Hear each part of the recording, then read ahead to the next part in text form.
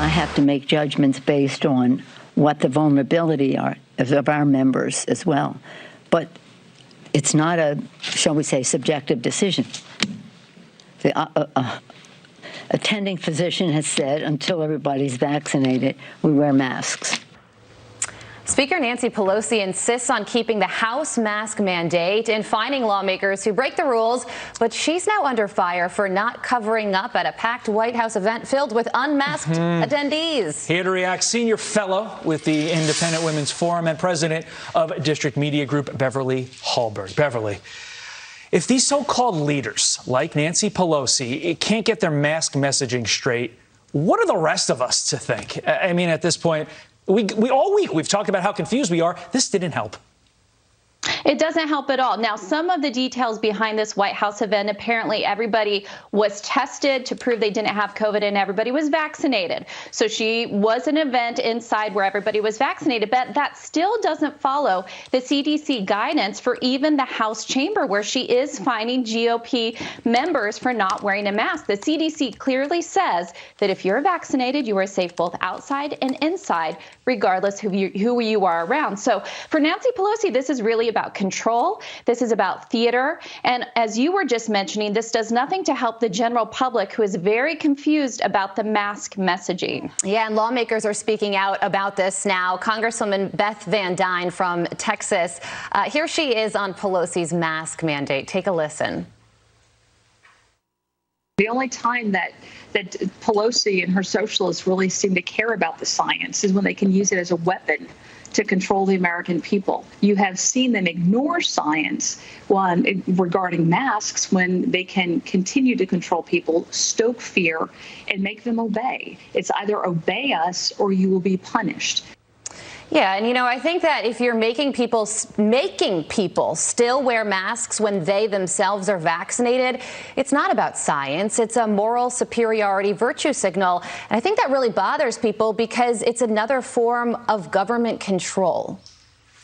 It is. And I think in this situation, it's also about vaccine shaming. Even Nancy Pelosi said this week that she doesn't want the House chamber turning into a, quote, petri dish, and people who don't get vaccinated are selfish. Well, there are many reasons why people may choose not to get vaccinated. One of those may be they already had COVID and recovered. Some have other autoimmune diseases, and there are some concerns. So she is out there shaming. And by the way, always hypocritical about it, whether it's going to a salon mid-COVID, even though she was forcing businesses to shut down. So it still is a lot of rules for thee and not for me. Meantime, Beverly, Missouri lawmakers calling for a special session to reverse a Kansas City police funding change after the city council there passed the mayor's plan in this kind of like rare same-day vote. They kind of just slammed it on people without anybody knowing.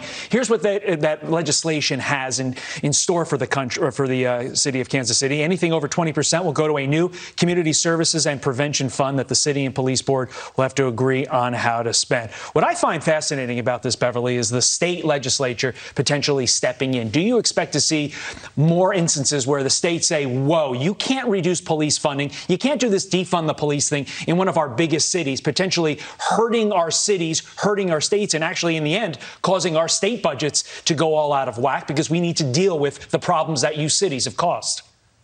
Yeah, especially when you're thinking about budgets, you need some lead time to be able to prepare for it. The police chief was completely caught off guard. So I do think you're going to see the state legislature jump in. And here's the reality. Kansas City is one of the six most dangerous cities in this country. If they follow this progressive ideology, it just makes neighborhoods that have seen an increase in violence more dangerous. The call times to police are going to increase. So you have a few people on the city council that are following this progressive thought that defunding the police helps, and it's the citizens of Kansas City that pay a price. Yeah, and I always think back to Congresswoman Abigail Spanberger. Remember what she said back in November when she said, listen, we suffered heavily in Congress because of ideas like defund the police. It usually doesn't work in Democrats' favor, and yet you see things like the Kansas City police. This funding formula could reduce the budget there by $42.3 million. So if you're talking about possibly losing power over this, why are Democrats still pushing these ideas? Well, I think sometimes they think they have enough lead time before elections come up again. But I would just encourage them to look at a city like Minneapolis, who tried this same thing of reducing the amount of money that goes to the police. Violence increased. The citizens didn't like it. And you are correct. It is the American people who see right through this. We know that we need the police. Even over 80% of Black Americans in this country want an increase of a police force. So this whole message is being pushed by a few progressives. But the reality is it's not what the American people want, because they know it doesn't work. And to your point, ladies, this wasn't in one of these liberal elite states. This is Missouri. Missouri is a pretty conservative state. If you're pulling these shenanigans in Kansas City, which albeit probably is a Democrat city, you're going to be in trouble in Missouri proper. But we will see. Beverly Hallberg, we appreciate your time as always on a Friday morning, bright and early. Thanks, Beverly. Thank you.